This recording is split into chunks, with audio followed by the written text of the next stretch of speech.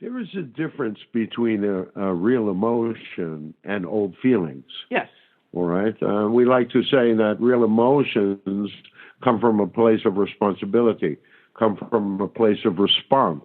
They're usually spontaneous, and they're usually true in the essence of them. A reaction is a way that you have reacted in the past to a similar trauma or a similar situation. And most of you in the dynamics of, and it's going to take a whole show to talk about the personification of child, the personification of adolescent, the personification of what we call negative ego. And negative ego is an insidious piece of self for so many of you. And we may really get into that in great detail next week, or the week after a little more. This piece of self, negative ego, will use old feelings. So we'll be in a situation. That's right. That'll seem to be the validation, will be the old feeling. But in fact, it's not. It's just a dynamic of energy that keeps you from moving forward. Right. It will make something look and, more importantly, feel like a replay of the past. Right. Exactly. And so your reaction, you never treat the dynamic as the individual situation that it actually is.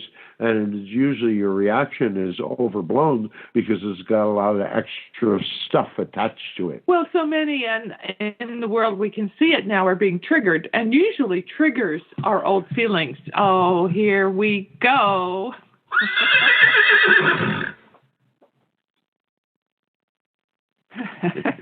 That being our sound. That was Roy Rogers' horse, wasn't it? Yes, named Trigger. Named Trigger, yeah. And it's a perfectly appropriate sound for what happens. We all have it when something or someone just triggers us and we're filled with a lot of old feelings.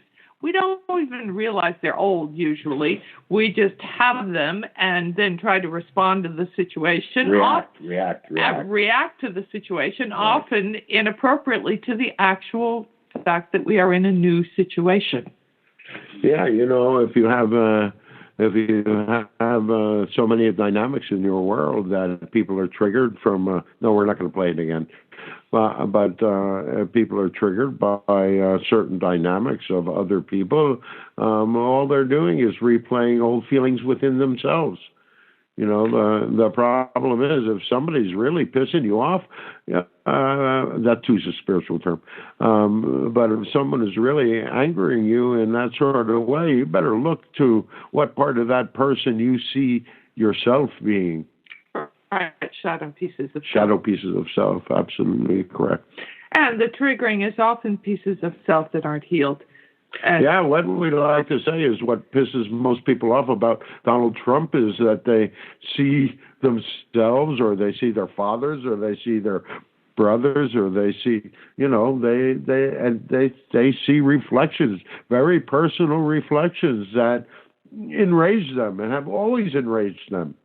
But it didn't come from the Donald. It came from living in a hierarchical, patriarchal society. Right. And then people tend to commiserate with each other, even though they're both two people or three people revisiting old feelings of unhealed aspects of themselves from the past. Right. You got that right. And there we have solved the political landscape in 2.5 minutes. If only it were so. God's word to your ear?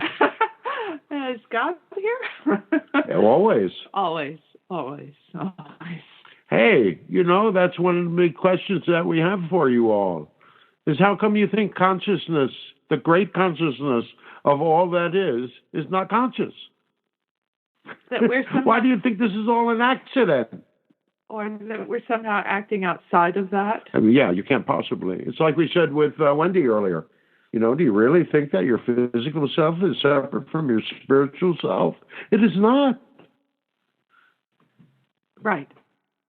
It is not. All right.